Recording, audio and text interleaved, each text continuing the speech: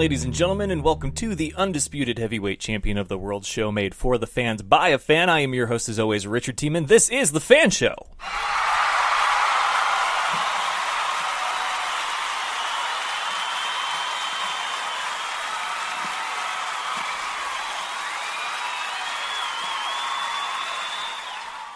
Happy Thursday to all of you. Most importantly, happy un-Valentine's Day to those of you that have been listening all week. You listened. Hopefully you learned. And if you're smart, which you may not be if you listen to the show, let's be honest. But nonetheless, today is the day to go out and get those chocolates and candies, flowers and stuffed, whatever they have left, because I doubt there's any bears. But it's the day after Valentine's Day, and they want to get rid of all that stuff, make way for the green and the shamrocks and all the St. Patrick's goodies. But man, is it ever a time to go and get all the things that you didn't want to pay full price for yesterday and do it today. Go see a movie and don't worry about it being too crowded. Go to dinner and not have to wait an hour or worry about, should I have made a reservation? It's the day after, and it's just as good. Oh, I promise you it is just as good. So, hope you're enjoying your un-Valentine's Day today. And then, surprisingly, I found out on Twitter yesterday that there was a lot of people that actually believe in celebrating this day after. I mean, me saying that stuff was half off was a generous estimate. I was giving stores the benefit of the doubt. I saw pictures where stuff was the signs were going up for like 70% off. Even better. Even better. Decorate your room with stuffed animals of animals that you don't even know, because that's all they had left over. But still, you got it for 70% less than anybody else would have. Those chocolate candies in the heart-shaped box of the brand that you have no idea even existed, they're still just as sweet today. I promise you that. So, go and get something for yourself, treat a loved one. It's a great time. Tonight is the last one of the week, of the Fan Show week. We've got a good one for you. We have a former member of the Green Bay Blizzard, now new member of the Nebraska Danger, Tyrell Pearson, who I had the privilege and pleasure of watching last year on the Fan Show tour in that last game of the season for the Green Bay Blizzard, and he was quite the impact player on the defense. He's now with the Nebraska Danger and looking to replicate that same type of season and impact for the good state of Nebraska. They had actually a little team meet and greet today. As I look on the Instagrams here, there was the 2018 Nebraska Danger team was introduced tonight at an exclusive event for season ticket holders and sponsors. Throwback Thursday, I remember a time where Spokane used to do something like that, but now they don't have a team. And it's not a shot at the fans, it's a shot at the program and the front office that was, because all those good players and the coaching staff have gone elsewhere. Marshall Hart and Coach Adam Shackelford have gone to Nebraska, where they were a competitor last year, and I see no reason why they won't be this year.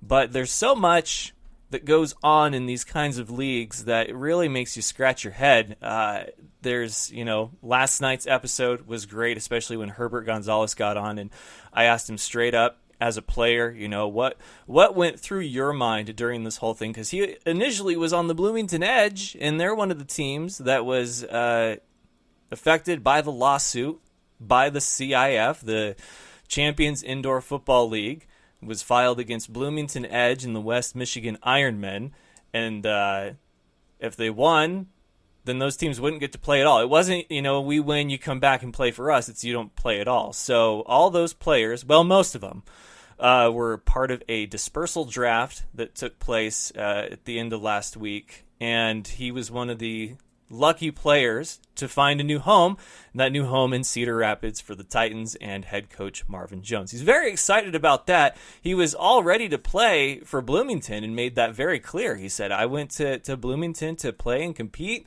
and I was ready to be an edge, for the 2018 season, and now he's a Titan, and he said he's one of the lucky ones. Others, not so much. And to hear him talk about his thoughts and feelings towards the CIF after everything was very interesting, and it's something that we hope that, because a lot have said this is the worst offseason that we've seen, that it can only get better from here. So that's my hope sincerely, as well as other events that transpired yesterday that I talked at the opening of the show. If yesterday was one of the worst days that we see the U.S. and humanity, then hopefully it can only get better from here. So no need to really touch on that subject anymore. There's plenty of people out there that are more than happy to give you their opinion, whether you ask for it or not. But that's not the F.A.N show. That's not today. We can address it when it needs to be, and I think I just need to kind of take a step back from everything related to that. So we're going to talk football and nonsense and everything else. Tonight is the Spokane Entrepreneurship Awards, which you've heard me babble about and share relentlessly for the last several weeks, ever since I found out I was nominated by the good people at Spokane Sport and Spine, who they are nominated for Best Health and Fitness, my friend Alicia Hoff in photography, and then me in media. And it kind of sucked yesterday, because yesterday at midnight was the voting deadline, because I'm media. And I get that, but I'm not the media like you saw at its peak, kind of, in like a bad peak yesterday with everything going on. Like, I hate that kind of media. That's why I decided to do this, was because when it came to the world of sports, I didn't like how they were doing things. And I was like, I think I could do things different and better. And so here we are, almost 3 years later, my last chance at eligibility for this particular award. You have to be less than 3 years old and show exceptional work within your industry and your community. So hopefully over the last 2.5 years, I have exhibited that in a way that people have recognized it, acknowledged it, and decided that I was worthy of a vote. So we'll find out tonight at 7 o'clock Pacific time, so just 3 short hours away. Didn't hardly get any sleep last night. Going into this, I didn't really expect to be nominated for an award. I think that every profession kind of has its own awards, like with every job, there's probably like the outstanding employee of the week, or the employee of the month, even employee of the year. But when it comes to like an award for you specifically, and going up against other people in a manner that you've had to exhibit something kind of above and beyond your line of work within your community, that's something that I haven't really expected. I know that they have awards for radio, podcasts even now, is something I looked into after this. I was like, are there even podcast awards? There are, but it's like kind of elite select groups on the East Coast. And then there's, of course, the sportscasting awards, broadcasting awards, and then Hall of Fames for those respective professions and careers. So going into this, I never really thought that would be something that I could like set my sights on. I said, I figured if I can do this and do it well enough to pay the bills, that's a win for me. And I do like how the show has evolved since its inception almost 3 years ago, where it started out me sweating in an attic for an hour recording this to spend 3 hours editing it, and then going on a tour last year, and the famous people that I've met and have the privilege of having conversations that no one else gets to have with them, because these are my conversations with them, has really been a wild ride. So there's a lot of things that I didn't expect to happen that have, and this is just another thing to sort of add to that list. So to all of you that voted, to anyone that shared or nudged a friend and said, hey, check this out, you should vote for this because it's a good listen, it's a good thing, it's a good dude doing good stuff. Thank you. I do thank you, Fan Nation. You guys are awesome. But last night's episode, a lot of fun. Once we finally got to the fun stuff, Cody Barber talking about kickers and all things kicking, and how I told him that it's my ultimate goal now to find someone that kicks in such a unique way. Like, we're talking the Happy Gilmore of kicking. I want them to get into their stance, and instead of 3 steps and a kick, I want them to tune up like Sweet Chin Music and just boot that thing. Like, if I see a kicker do that, I will buy their jersey in a heartbeat and wear that thing with the utmost pride. So it's the little things in life, folks. It really is. But then Herbert Gonzalez got on a little late. We went a little long, but it was a great conversation with him. He's a Cedar Rapids Titan, as I mentioned, and he is happily there with Marvin Jones, who he happens to play the same position that Coach Marvin Jones did, and to have an NFL former player, coach, and All-American, All-Pro is probably the happiest that he's going to be on this journey to the next level. So good luck to him. Good luck to all the players this upcoming season. It has not been easy for you guys. We're with you, every step of the way. The tour hopefully goes off without a hitch. Should be a lot of fun. The 23rd, so next Friday, is the Cedar Rapids Titans against the Nebraska Danger. Hopefully I can get both head coaches on that Thursday night or maybe even Wednesday to talk about kickoff. And then, of course, I will be in Arizona for the Sioux Falls Storm against the Arizona Rattlers for stop number 1 on the 2018 F.A.N. Show Tour. A lot of fun, very excited. We can go ahead and take a look at the headlines, but I'm not sure that there's much that isn't obviously related to events that transpired yesterday. But what the hell, we'll give it a look-see here, see what we've got for headlines. I should probably hit the button.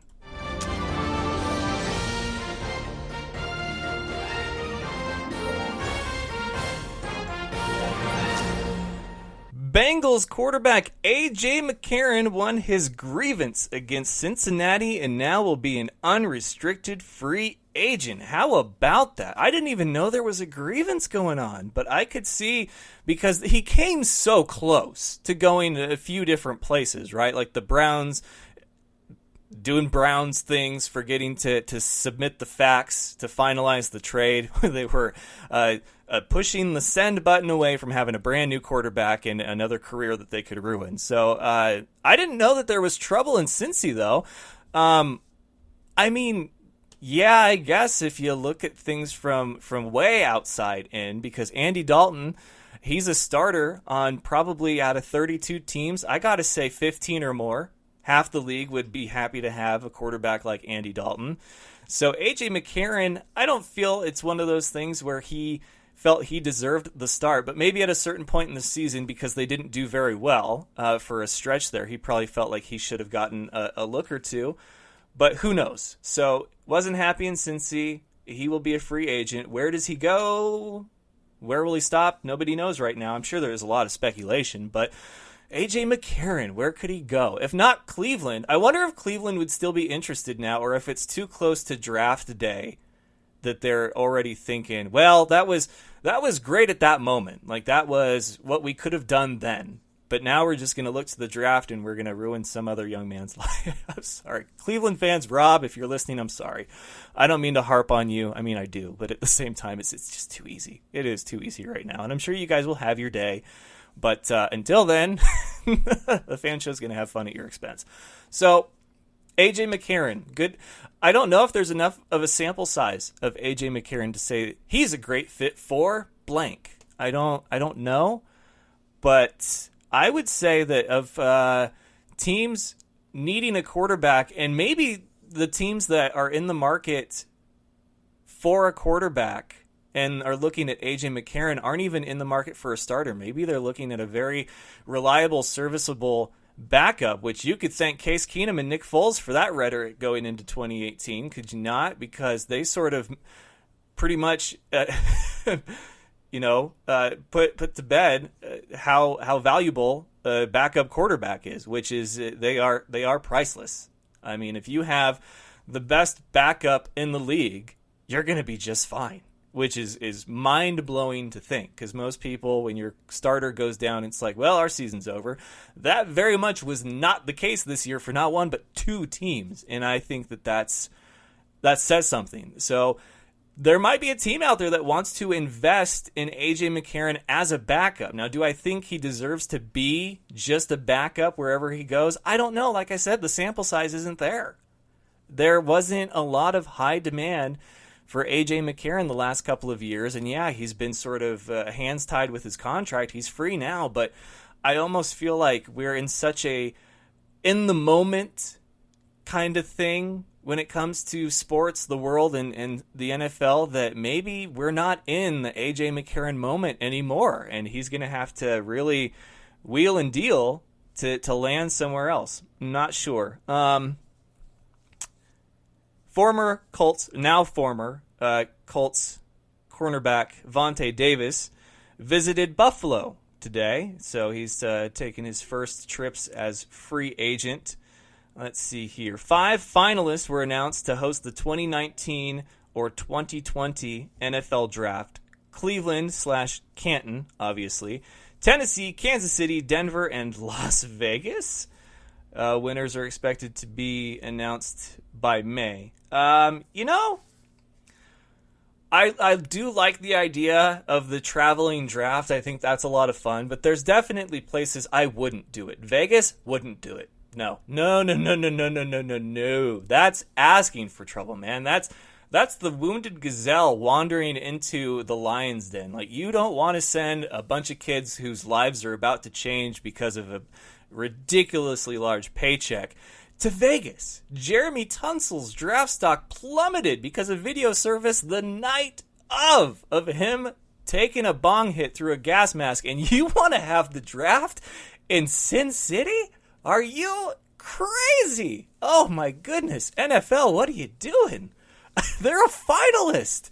You got it. Sometimes common sense just isn't that common. Of the 5, Kansas City, why not?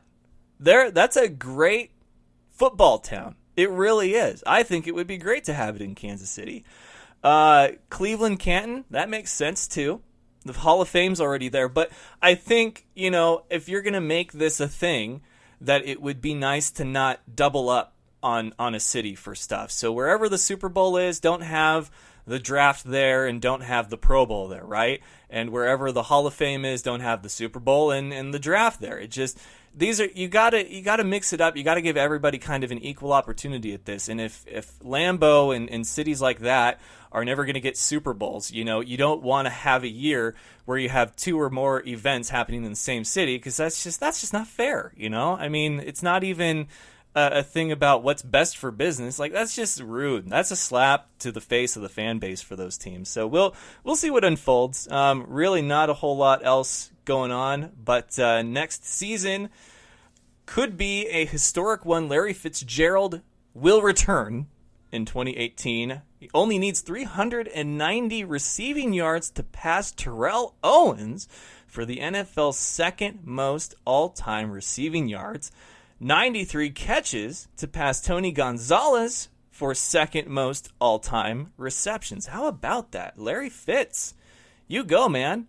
Should be a good season for him. I definitely want him to see the postseason again. I don't know if this is another Adrian Peterson thing where midway through the season he gets put somewhere that really could benefit to use him. I know he wants to be a Cardinal for life, but in all honesty, like, we're playing the year-to-year game now, not the unretirement game, but we're playing the year-to-year game with Larry Fitzgerald, and I believe he could play another 3 years. I really do. He's shown no signs of slowing, but I think that if you're starting to think about it, like if it's become a thing where you have to go home, regroup, wind down, and really give it some thought, mentally you're already losing that race.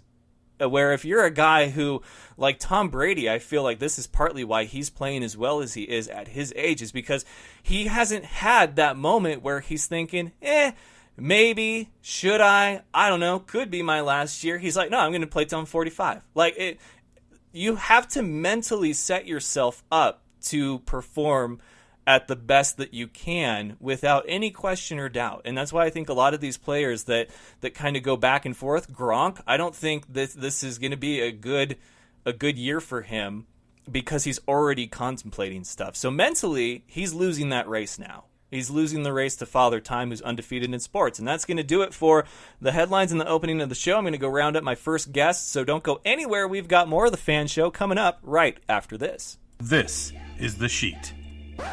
Gets me all revved up. My face is now red. My ears are just freaking boiling.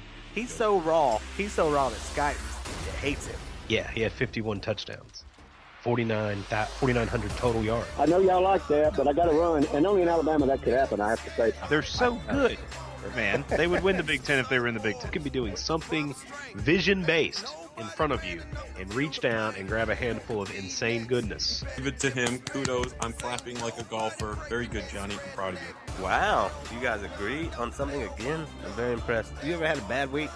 Just you walk outside, step in a puddle, like right when you walk outside. I mean, how does a puddle right outside your house? Or you stand on the curb and somebody drives by and splashes water up on you? Or it's just raining on you, not anyone else? I will tell you, before you go any further, I cannot hear Chad when he speaks. Good. You're listening to the sheet, man. I don't really know what we're doing. Every Saturday morning, 8 to 10 a.m. right here on WBLZ Sports. Whether it be your industrial, commercial, or residential needs, Gen Service is the electrical contractor for you. The Gen Service team has the expertise, commitment, and educational years to help you solve all your electrical concerns. They have you in their best interest with helpful suggestions to accommodate your every want. Give them a call, no matter the size of the job, at 740-438-7173. Mention WBLZ Sports, and you'll get a discount. That's Gen Service, 740-438-7173. This is Nick Ciccarelli, the mad scientist of sports. Join me and Dr. D, Derek Jones, live every Saturday night, 10 p.m. Eastern Time, 7 p.m. Pacific, for the Mad Scientist Sports Lab. The big intellects, the experiments on the chalkboard, and the guest subjects will be rolling in. Mad Scientist Sports Lab, only on WBLZ Sports, where we got balls. Doug Peffer Painting and Pressure Washing. He has over 30 years of painting experience. He's interior, exterior, commercial, or residential. Doug Peffer covers it all. Is your house looking ugh? We'll call on Doug. Doug Peffer Painting and Pressure Washing, 404-966-3361. Mention WBLZ Sports and get a special We've Got Balls discount. That's Doug Peffer Painting and Pressure Washing, 404-966-3361. Check out Thursday Night Tailgate, where NFL legends live on. We bring you 5 NFL legends every week, sharing their stories and insights, plus our spotlight on the positive. Hear which players are doing great things in their communities. Now on WBLZ Sports Talk Radio and WBLZSports.com.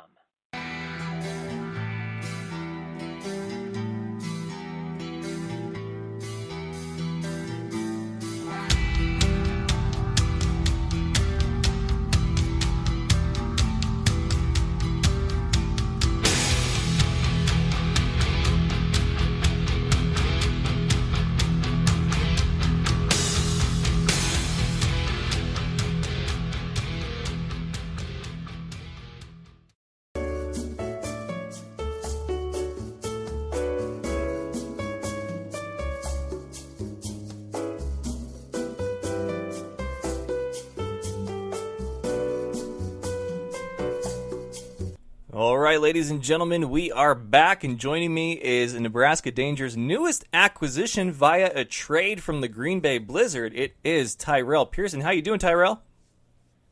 Hey, how you doing? Thanks for having me today. Hey, not a problem, man. I had the pleasure and privilege, as I mentioned earlier on the show, of seeing you play last year. You're a playmaker, man, so Nebraska's lucky to have you. How did you find out you were being traded, and what were your thoughts on it?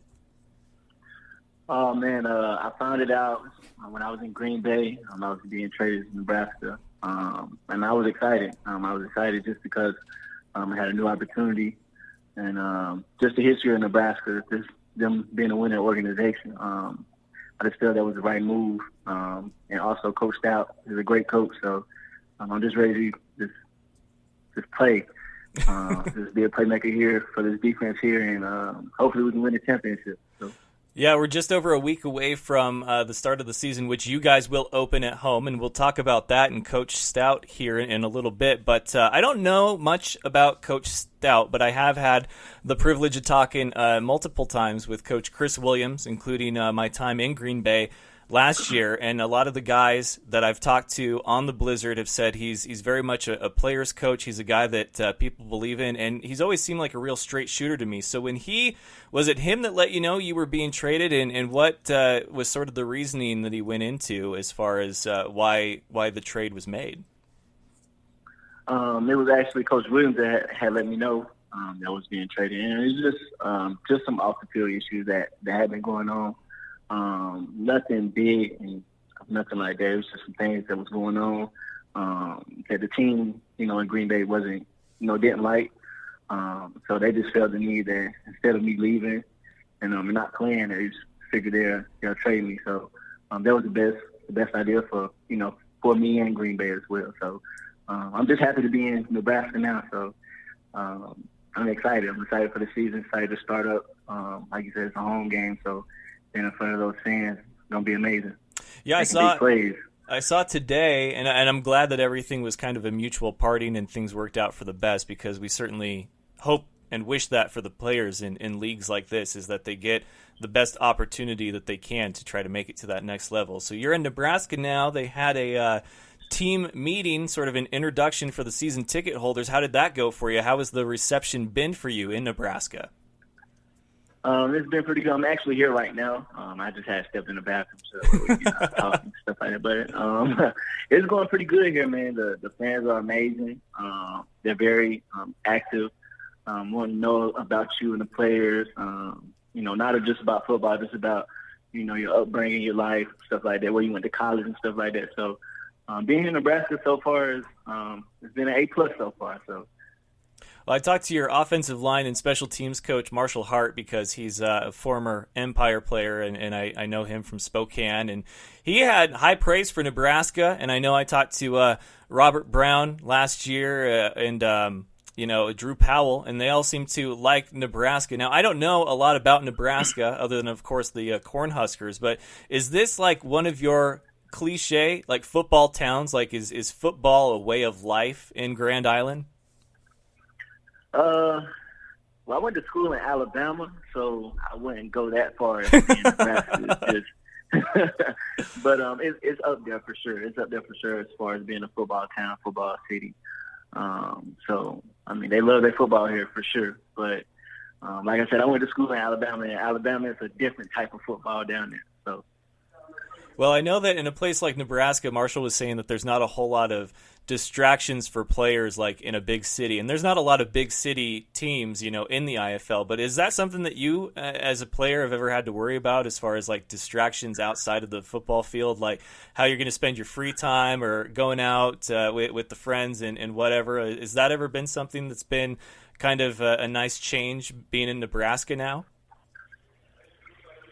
No, it actually hasn't been an issue at all. Typically for myself, I just be at home, just on the Xbox, hanging out with other teammates, playing the game, and just getting to know each other.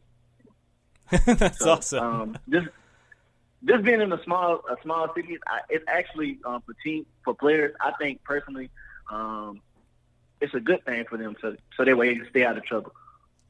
Well, I know that Coach Adam Shackelford is a great offensive mind, but you're on the defense. So what do you think of your defensive guy? Is that Coach Stout? Is he handling all the defensive stuff?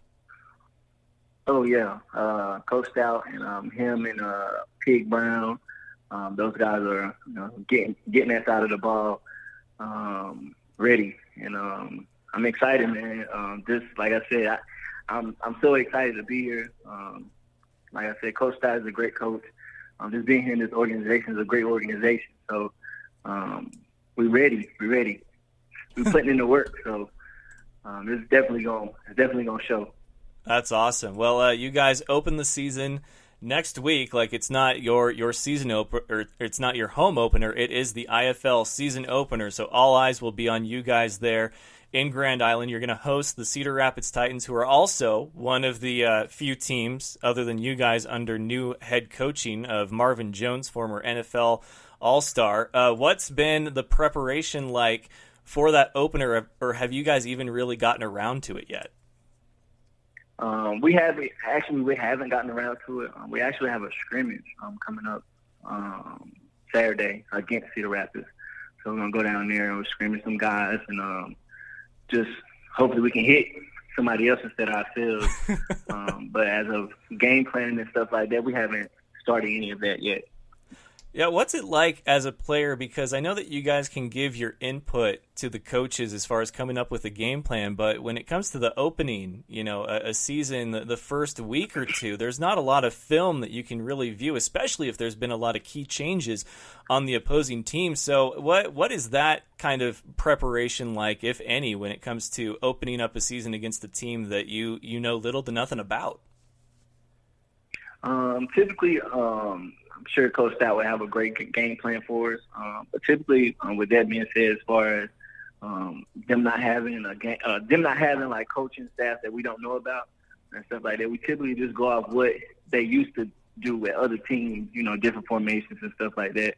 So we'll just kind of go off that, and once we start playing, we'll start figuring out everything. Once the game goes along and stuff like that with their tendencies and stuff like that. So kind of comes like more in game quicker. So that's typically how it goes.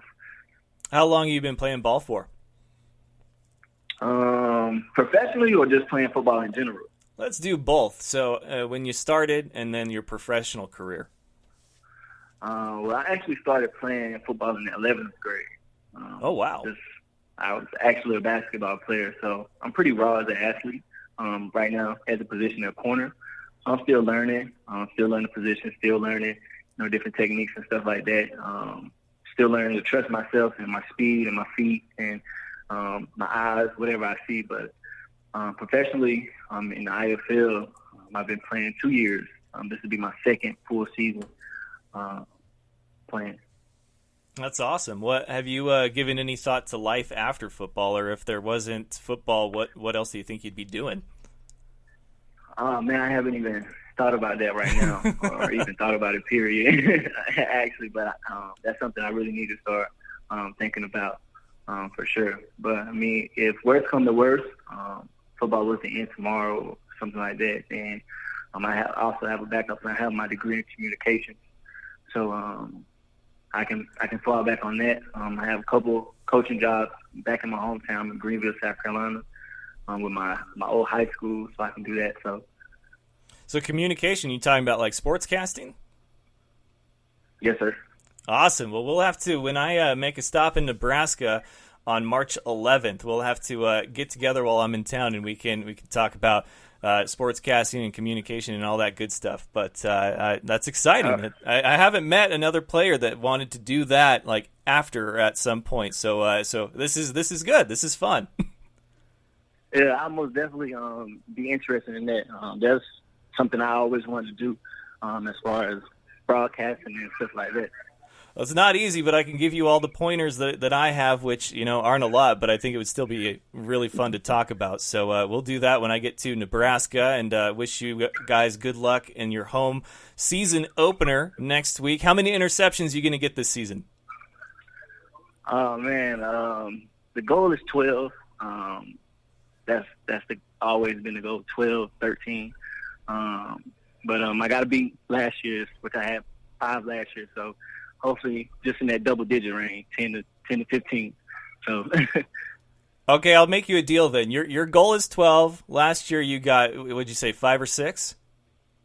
It was 5. 5? Okay. If you get 9, I'll let you host the show. All right. After the season. If you get 9 interceptions, I'll let you host the Fan Show one night. Okay, sounds good. I hope you guys hear that now. If I get 9 interceptions this year, he's going to let me host the show. Oh, man, that'll be good. That'll be fun. All right, man, we'll talk more about this next month. But, hey, like I said, have a good season. Good luck to you in your opener. I know that Marvin Jones is a rather intimidating guy, but, hey, it's you got a whole season ahead of you. Hasn't been the best offseason, but let's look forward and let's get some film. Let's get you guys on the road to the next level, all right? All right. Thank you so much. Absolutely, man. You take care. Have a good night. All right, too. That was Tyrell Pearson of the Nebraska Danger. They will open the IFL season next Friday, the 23rd. We'll probably have plenty more on that next week. And with that, then, we're going to get ready to close up shop a little earlier tonight. We'll do one more commercial break, and then we will wrap things up, put a nice, pretty bow on this week in the Fan Show, and get ready for the Spokane Entrepreneurship Awards this evening, which I don't know. I mean, I'm sure you guys will be locked into your phone or whatever, waiting for updates. But yeah, we'll be right back with more of the Fan Show after this. You're listening to the Fan Show, your home for all things football and nonsense. My special guest tonight, Farouk. Farouk, welcome. He's no expert, but here's the thing. Football and nonsense is what he brings. Sports talk with a twist. It's the Fan Show. Do you know him as Kevin from the League? It is none other than very funny Steve Ranazisi. 99% of the population doesn't know who I am, but the 1% do. They yell and scream inappropriate things at me in public. Kyle Ray. Kyle, welcome. And I was like, wow, I think we just saw the whole Super Bowl, Phyllis. It's like that scene in The Simpsons. Like, why rent the movie? I just saw the best part. Funny man Brad Williams. Yeah, I'm here. No, I flew in just for your podcast. I've heard about this podcast. I've heard it's fantastic. It's Mac and Farva, but they are my special guests tonight. Steve Lemmy, Kevin Heffernan. I was in Mexico for 10 weeks in a Speedo. Like, that was me going to work. I was putting on a Speedo. Farva is the most fun to play, and it was a blast to do that again, to do Farva again. So then the makeup artist had to put Vaseline on your body, right? Yeah. And then put the powdered sugar on top of that. Is your name really Richard Siemens? Listen live every Tuesday, Wednesday, and Thursday night on Spreaker.com or subscribe to the podcast on iTunes and SoundCloud. All right, and we are back to wrap up this episode. Like I said a little earlier, we went a little long last night, so we can wrap up a little earlier than scheduled tonight. But a little bit more on the IFL. They did release the official 2018 media guide. As media, I do get sort of a couple of versions of this, and then they release one to the fans, kind of like a program for the entire season. But this is the 10th anniversary of the IFL, so they're doing this big 10-year anniversary thing. They have introduced this year for the first time ever challenge replay system, so they will implement that, which is something that I tell you, the first time that I watched football that wasn't college or pro, it was or NFL I should say, it was really eye-opening just because it's almost like a time that we've long forgotten in professional sports, where we didn't have the technology, where we weren't able to break things down frame by frame, and you had to rely on your two eyes, right? What did you see? Did it look like he secured the ball? Did it look like his knee was down? And so you're watching these games, and you're down there on the sidelines or up in the press box, and you see a guy get tackled and the ball is loose, and all of a sudden, a guy scoops it up and runs with it, and you don't hear a whistle, and they say touchdown. It was a fumble recovered by the defense, touchdown, and you're up there going, no, man, he was down by contact, or the knee was down, but there's no replay, so you don't get to go back. Well, now they do. So there will be a challenge and replay system implemented this season, so that's very exciting. That should make for a much cleaner, sort of calling of the game, so not so much pressure is on the refs. Their job is hard enough as it is, but now they at least have a little bit of help in that. Let's see, they've got so many pages in this thing. The Hall of Fame classes, the list of alumni. Ooh, this is a good one. So IFL Alumni, running back Fred Jackson, running back Troy Harrison, Canadian Football League, and then running back Jerovke Lane of the Buccaneers, linebacker Maurice Simpkins of the Packers. Let's see, we've got Danny Mason Jr., a linebacker for the Broncos, Dominique Jones, a tight end for the Dolphins, Anthony Armstrong, wide receiver for the Redskins, and defensive lineman Junior Amave of the Jets. And there's a whole list of them here, so some good stuff in this IFL Media Guide. If you'd like to get a copy, I'd be more than happy to forward that to you or tweet the link. But we've got the top 10 leaders in passing, touchdowns, rushing touchdowns, receiving touchdowns, all-purpose, and then, of course, scoring, sacks, interception, and return yards. Lorenzo Brown is number 1. He's of the Sioux Falls Storm, 5,909 yards. My goodness. My goodness. It's got a breakdown of the United Bowl, which will be the weekend of July 6th this year. Of course, the date to be determined based on the availability of the respective teams, hosting teams' arena availability. So it'll be that weekend, always after the 4th, always a lot of fun. Very hot wherever you go. I just hope it's not in Sioux Falls or Arizona again, because those are hot that time of year. Phoenix in July, why not? It'd be fun to go to Phoenix again, though. I always love going down there. It's a good sports town. It really is. It's a huge city, and I'm saying town. Listen to me. Other stuff that they've got in here. They've got the history of the United Bowl. That's good stuff. 2017 in review.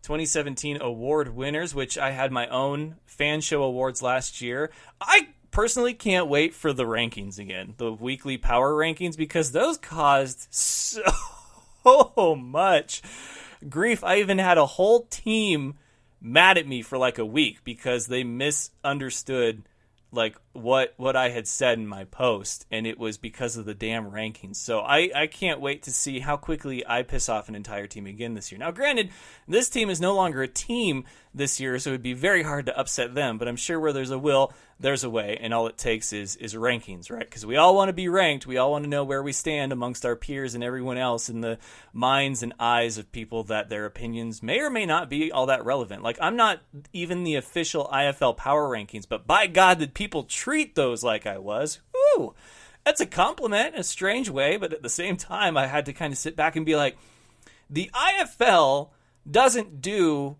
its own power rankings. So I took it upon myself to do them. So these are not IFL official power rankings. These are just the only ones you get.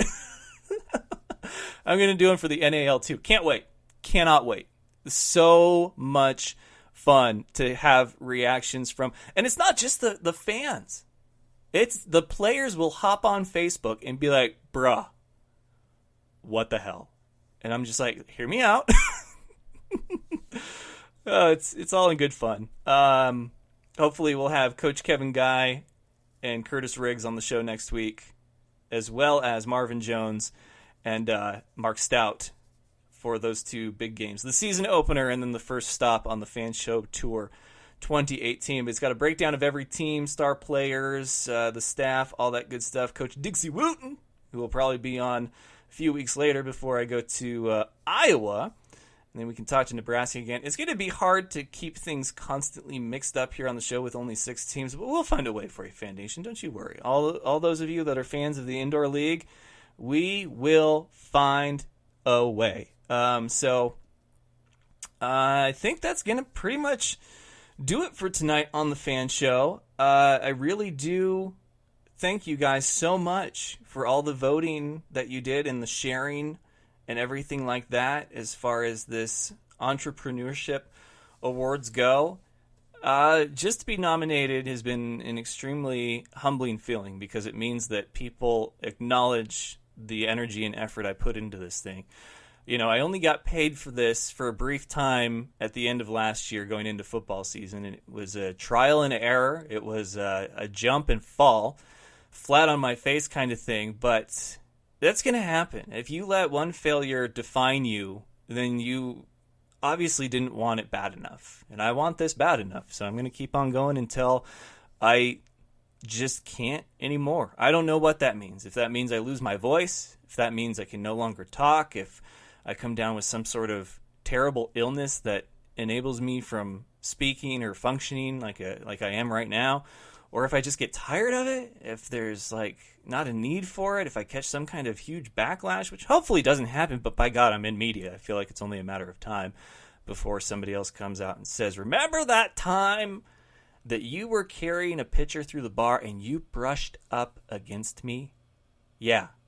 Remember that? No, I don't. I was probably damn near drunk at that point if I'm carrying a pitcher by myself, or it was a really crowded bar if I brushed up against you, but my apologies. So, I mean, it's media. It's 2018. What are you going to do? So, don't forget you can listen to this episode if you missed any of it or want to listen to it again. And all previous episodes, you can subscribe to the podcast, iTunes, SoundCloud, and iHeartRadio, which I just want to say I apologize to those of you that rely on iTunes and SoundCloud for the show, because for some reason, last night's episode has not shown up on iTunes or SoundCloud yet. And it's a fluke occurrence because it was available on iHeartRadio's feed as well as YouTube and, of course, Spreaker. And I was worried because I recently switched from a Microsoft tablet to a desktop Mac for broadcasting and running the show here in the studio. So, you know, I had to re-sign into everything, recheck all the boxes, share to this, and this. The first episode I did, though, was the Marshall Hart one from Tuesday night, and that one shared just fine. It went out to iHeartRadio, SoundCloud, and all the things, and in Spreaker, you don't have to recheck everything every episode. Like, it saves it as your settings. Like, you want to distribute it to these platforms once you're done broadcasting and or recording. So it showed up on YouTube. It was obviously on Spreaker, and then it was on iHeartRadio, but it wasn't on SoundCloud or iTunes. So I apologize, folks, for those of you that subscribed. Could have just been what I was seeing, but if you did not see that episode, there are other ways to listen to it. It was a great episode last night. Hopefully this one, no problems whatsoever when I hit end broadcast. But don't forget, that's why we give you options: iHeartRadio, SoundCloud, iTunes, replays on WBLZ Sports. You can go to thefanshow.com. That's your home base for everything football and nonsense. And then, of course, Spreaker.com. And you can follow along on Twitter. I always tweet out the links, for whichever ones are working that day. And that's at FanShowOfficial. Same thing with the Facebook, facebook.com/FanShowOfficial. I make sure that you guys are in the loop and have all these options at your disposal for how you would like to listen to any episodes that you would like. So thank you again for listening. Don't forget the Instagram, The Fan Show, and to check out the website. There hasn't been a whole lot of new content, but don't worry, that'll change soon. There's still some great reads on there if you'd like to go back and maybe reminisce, feel nostalgia from 2017. Anyway, so that's going to do it. 45 minutes of Fan Show on a Thursday night, and that pretty much makes up for the 10 to 12 minutes we went over last night. So I want to thank you all so very much again from the bottom of my heart. Win or lose tonight, you guys are awesome. I love you all so much, Fan Nation. Couldn't have been nominated without you. Couldn't do what I do without you. So thank you so very much. So for one more time here this week, before we find out if this is going to be the award-winning Fan Show, I do thank you very, very much. Best of luck to you and yours. Go Niners, and remember, of course, it's all fun and games until you butt fumble. Good night, folks. Do you remember the time that Mark Sanchez ran into his player's butt? That was funny sports. Thank you for having me on the show, man. I love the Fan Show.